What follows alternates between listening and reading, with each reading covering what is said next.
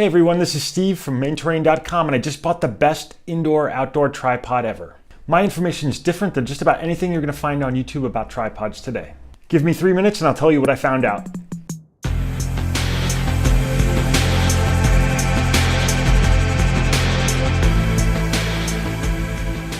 Now, I'm a very amateur photographer, but I did need a tripod. I gave myself a budget of $50 to come up with the best tripod I could find. What makes this video different than the other hundreds of tripod testimonials you'll find on YouTube? Well, there's no affiliate links here. I don't have any affiliation to any of the tripods I'm talking about here. I don't make a dime if you buy them or if you don't buy them. I'm just telling you what I know based on the research I did and what I ended up receiving. I wanted to share my information with you, no strings attached. As I said, I'm an amateur photographer. As a matter of fact, I don't even use a point and click camera. I'm using my iPhone 7 Plus to take all my pictures. However, one of the first pieces of equipment you need if you're going to be serious about photography at all is a tripod of some sort.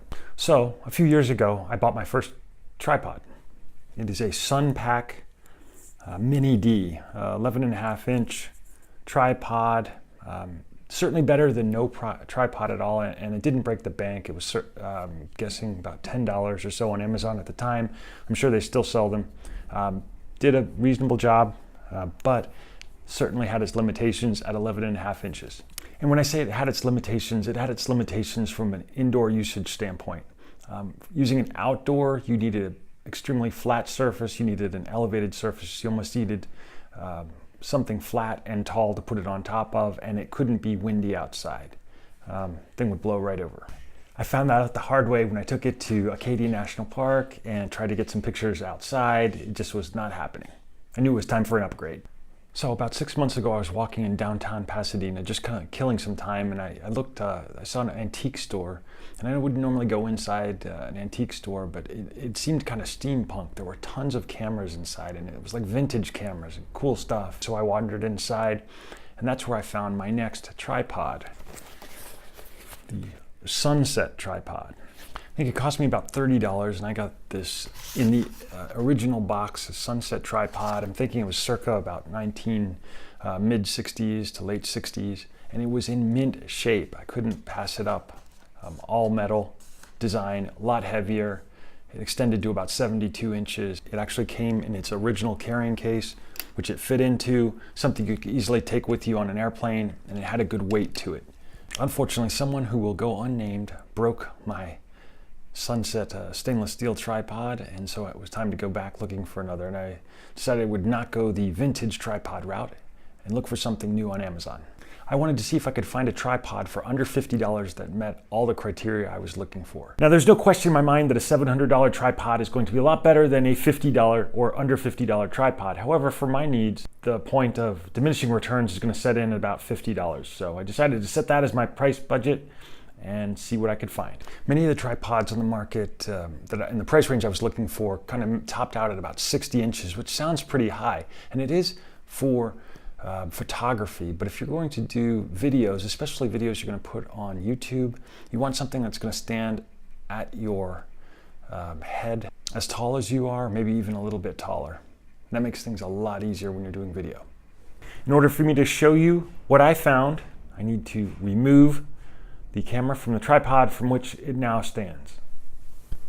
Presenting the Victiv T72 tripod that I purchased on Amazon for $47.99 on Amazon Prime. Here's what it looks like in tabletop mode here, basically with nothing extended. It's about 2.5 feet tall. This iPhone attachment piece did not come with the tripod, but you can pick them up for less than $10 pretty much all over Amazon. The first thing I like about this tripod is the weight. Feels to be about maybe 6 pounds or so. It's sturdy. See, the tripod legs have not been extended yet, so it's basically about 2.5 feet tall as it sits right here. And you know, if you bump into it, you can knock it over, sure, but under most circumstances, even in the position it's in right now, it's really not going anywhere unless you really bang into it hard. Second, I really like this quick release latch where you can attach your camera and take it off without having to unscrew anything. The iPhone attachment piece, set it in there, reach back, lock it, and it's good to go. You want your phone off in a hurry, pop it out, and there it goes. There are a number of controls so you can position your camera in just the right way, set it where you want it, tighten by hand, and there it stays. If you want to pan back and forth, we've got a control here. Unscrew this knob here towards the base, and you can lift all the way up, and you can actually lift it completely out. And now basically what you've got is your own, you can pull it out for your own monopod. However, tightening the base back up here, and you've got an extra basically 15, 16 inches or so of height to work with. Now if you go look down towards the bottom, you're going to see 3 separate hinges, and here is how you extend the legs. Pop them out, basically on all 3 legs. Pop them out by hand, lift. Here we have a picture of the tripod at full extension. And here is a picture of me standing next to the tripod. I am 6 foot 1/2 inches for reference. Are you ready to break it down? Start at the top. Loosen, tighten back up. Do the same things on the legs. Watch it drop down. Break it back down into the 2.5 foot length.